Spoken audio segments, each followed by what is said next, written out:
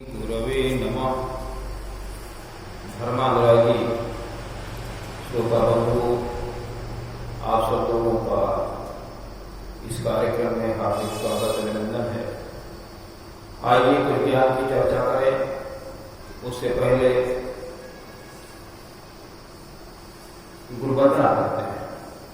ओम गुरुर्ब्रह्मा गुरुर्विष्णु गुरुरेव महेश्वरा गुरुरेव परब्रह्म तस्मै श्री गुरवे नमः।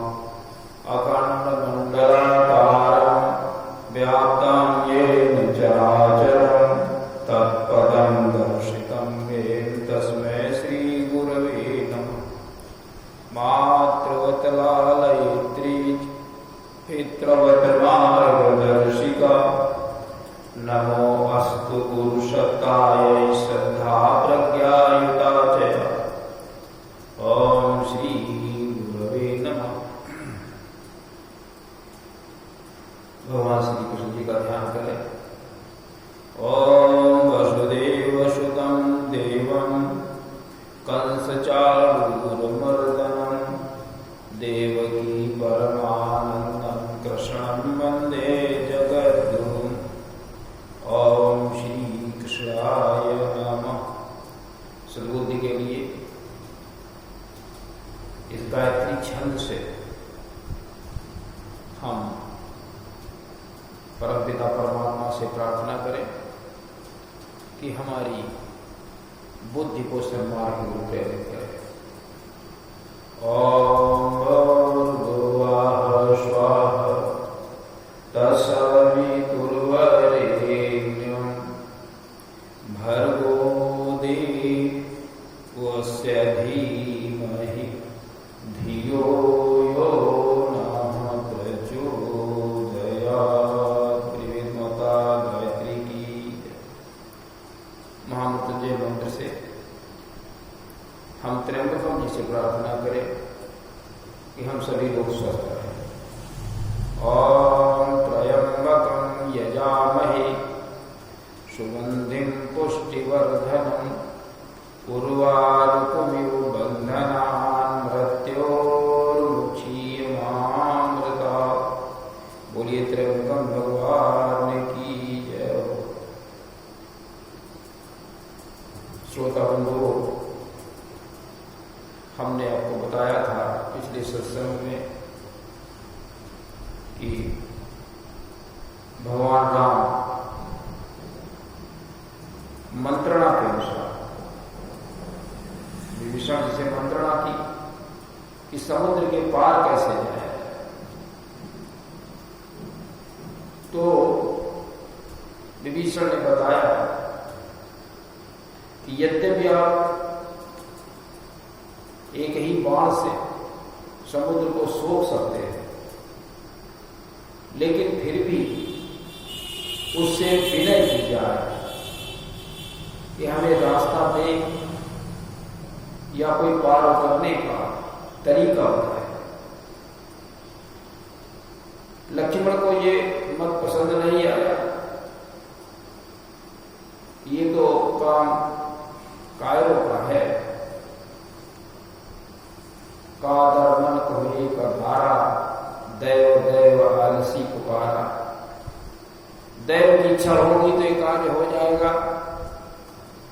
ये कायरों का काम है जो मेहनत करने पुरुषार्थ करने से डरते हैं। ऐसे लोग जो दुश्मन के प्रहार से डरते हैं वो कायर कहे जाते हैं। तो ये कायर का इसको छोड़िए और आप बाण से इसको सोख डालिए।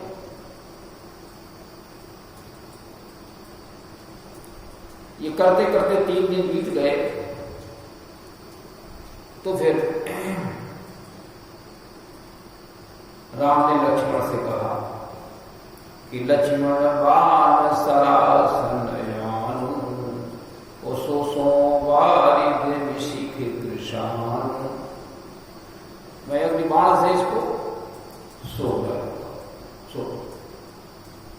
फिर कहते हैं राम कि कि सठ सन विनय कुटिल सन प्रीति और सहज कृपन सन सुंदर रीति, सहज कृपन सन सुंदर नीति। सठ दुष्ट के साथ में विनय करेगा, मूर्ख हो उससे आप विनय करें, आपकी विनय को स्वीकार नहीं करेगा, और कुटिल हो उससे प्रीति बढ़ाए, तो ये बेवकूफी कही जाएगी। कुटिल जो होगा वो प्रीति को मानता ही नहीं, और जो स्वाभाविक रूप में कंजूस हो उसको आप सुंदर नीति बताएं, उसको नहीं मानेगा। ये सब आपका प्रयास व्यर्थ चला जाएगा।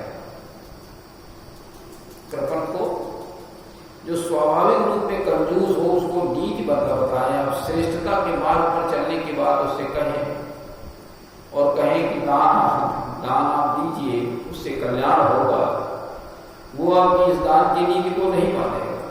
सहज कृपन सन सुंदर नीति, ये सब बातें जीवन में काम आती हैं, हमें इन पर ध्यान रख के चलना चाहिए। ऐसा नहीं कि भगवान राम ने बाण संधाना, अग्नि बाण संधाना, अस कही रघुपति चाप चढ़ावा, यह मत लक्ष्मण के मन भावा। ये बात लक्ष्मण को पसंद है, भगवान राम ने बाण को चढ़ा दिया। अब वहां पर जब बाण चढ़ गया तो समुद्र के अंदर खलबली मच गई, सब जीव जंतु जो उसके अंदर रहते थे सब व्याकुल होने लगे।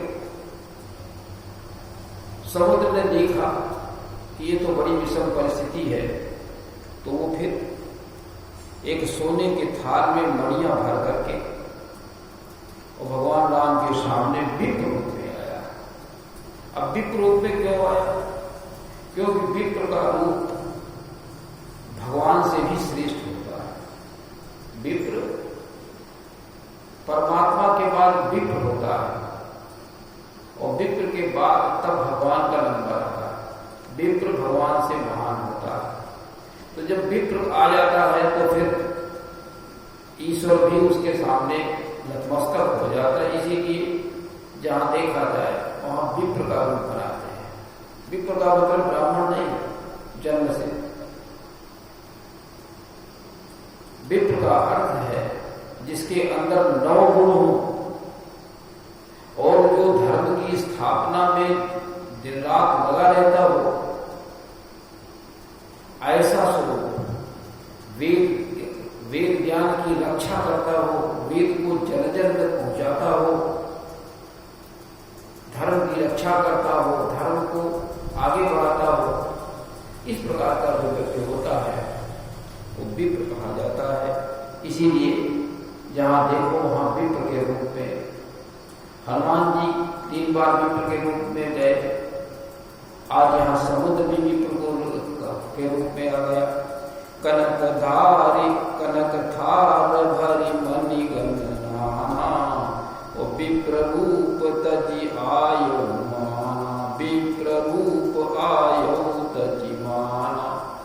अभिमान को छोड़ करके और भगवान राम के सामने आया। तुलसीदास जी लिखते हैं कि किसी अगर केले के पेड़ में फल आ जाए, फिर आप चाहे जितना प्रयास करें, दोबारा उसमें फल दोबारा नहीं आएगा। फिर उसको काटना पड़ेगा, जब दूसरा पौधा निकलेगा तब फल आएगा। काट ही पे गदरी फरई, ओ कोटि जतन हो सींच। चाहे जितना प्रयास करें, करोड़ों प्रयास कर डाले सीख करके। और विनय न मान खगीस सुन, डांटे पैडवनी। काभूषण जी कहते हैं गौरव से कि जो नीच होता है वो विनय से नहीं मानता, वो डांटने से ही मानता। विनय न मान खगेश सुन, वो डांटे ही पे न वो नीच। जो नीचा व्यक्ति है, जिसकी बुद्धि मलिन है, जो गंदगी में पड़ा हुआ है, सोच उसकी खराब है, वो डांटने से ही मानता है। उससे प्रार्थना करने से वो कभी नहीं मानेगा। समुद्र कहता है राम से, क्या कहता है? सभय सिंधु कही पद प्रभु के रे, क्षमुनाथ सबय गुण मेरे। समुद्र ने भगवान के पैर पकड़ लिए। यद्यपि विप्र के रूप में था, वो महान था, लेकिन उसका वास्तविक स्वरूप नहीं। वास्तविक स्वरूप जड़ था उसका। समय भय के साथ में उसने भगवान के पैरों को पकड़ लिया और कहा, मेरे सारे अवगुणों को क्षमा करें। अब उसके सामने विकल्प ही क्या था? जब एक तरफ बाण खड़े, भगवान राम लिए हुए खड़े हैं, और तो पैर पकड़ने के अलावा और कोई दूसरा उपाय नहीं, क्षमा मांगने के अलावा कोई दूसरा उपाय नहीं। तो क्या करें? गगन समीर अनल जल धरनी, इनकई नाथ सहज जड़ करनी। गगन आकाश, समीर हवा, अग्नि जल और पृथ्वी, ये सब जड़ है। जड़ का मतलब चेतन नहीं, ये सब जड़ है। और इनकई नाथ सहज जड़, और इनकी करनी भी जड़ता पूर्ण हुई होता है। और ये आप ही की प्रेरणा से माया ने ये सारी व्यवस्था बनाई है, और सृष्टि के लिए ये आवश्यक भी है। क्या कहता है? तब माया प्रेरित उपजाए, सृष्टि हेतु सब ग्रंथ निगाए। ये आप ही की प्रेरणा से तब प्रेरित माया उपजाए, आपकी प्रेरणा से ही ये माया ने ये सारी व्यवस्था बनाई है, इनके अंदर जड़ता बना दी है। क्योंकि सृष्टि के लिए जड़ता आवश्यक है। अगर जड़ता नहीं होगी तो जन्म नहीं हो सकता, सृष्टि नहीं चल सकती आगे। ये व्यवस्था आप ही की बनाई हुई है।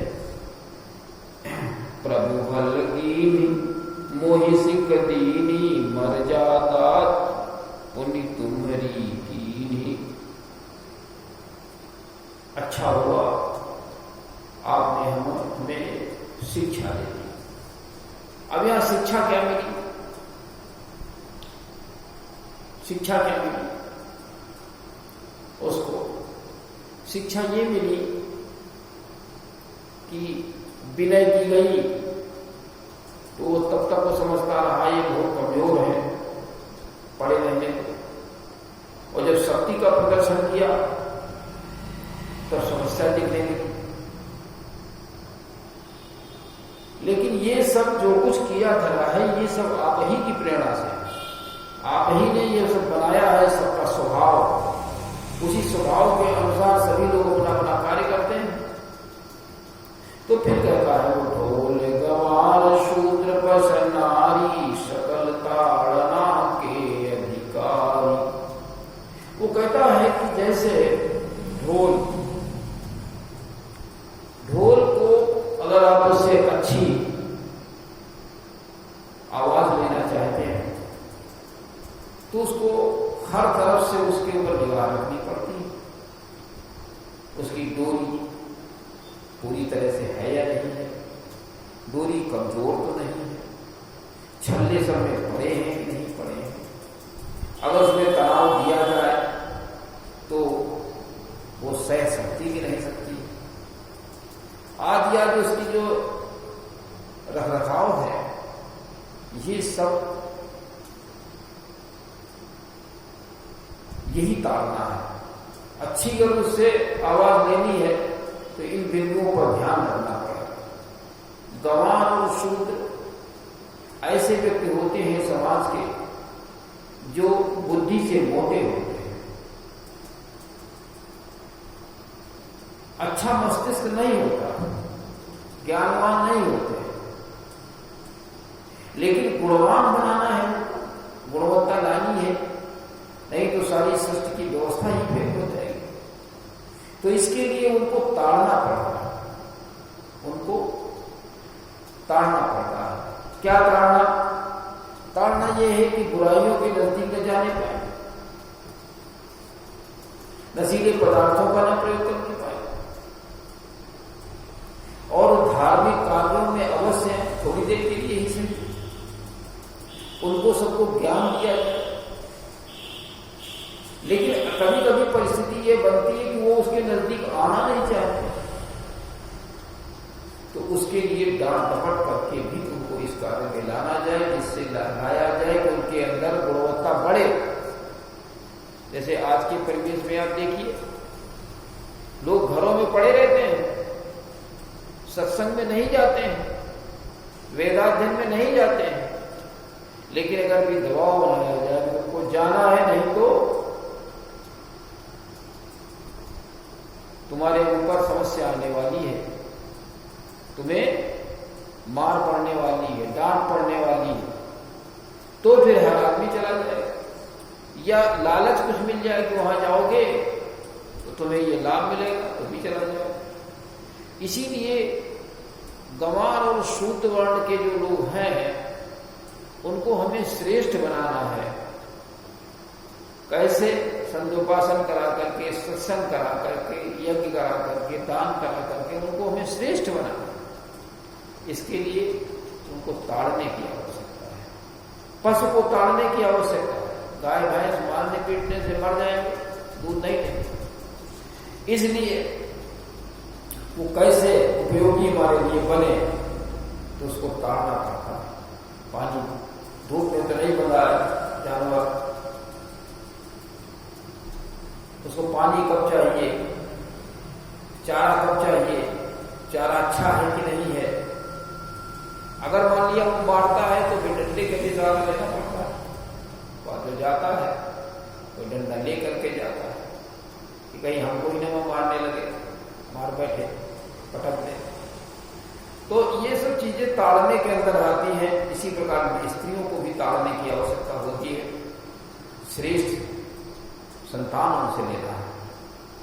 श्रेष्ठ संतान के लिए उनको वेदाध्ययन कराना है, संध्योपासन कराना है, सत्संग कराना है, उनके पुंसवन संस्कार कराने हैं, उनको श्रेष्ठता का पाठ पढ़ाना है, जिससे गर्भस्थ शिशु भी श्रेष्ठ बन जाए।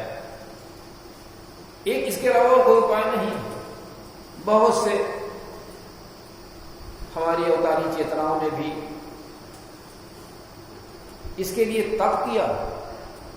जैसे कृष्ण को ले लीजिए, प्रवास क्षेत्र में रुक्मिणी के साथ में तप किया, तो श्रेष्ठ बनाने के लिए इसकी आवश्यकता है। डोल गंवार शूद्र पश नारी सकल ताड़ना के अधिकार। इसी प्रकार वो कहता है, समुद्र कहता है कि नाथ नील नल कपिदो भाई ललिकानी ऋषि आशीष पाई। तिनके परस किए गिरिभारे तरिहि जलद प्रताप तुम्हारे। नल नील ऐसे बानर हैं जो कि जिनको आशीर्वाद मिला है, उनके स्पर्श से बड़े बड़े पहाड़ भी जल में तैरेंगे। उनके अंदर योग्यता है, वो पुल बना देंगे। इसलिए आप उनका स्मरण का सहयोग लें और आपके प्रताप से पुल बन जाएगा। तुलसीदास जी कहते हैं, सुख पवन संशय समन दमन विषाद रघुपति गुण गना। तनि सकल यास भरोस गावहि सुनहि संतत सठ मना। सकल सुमंगलदायक रघुनायक गुणगान सादर सुनहि ते तरहि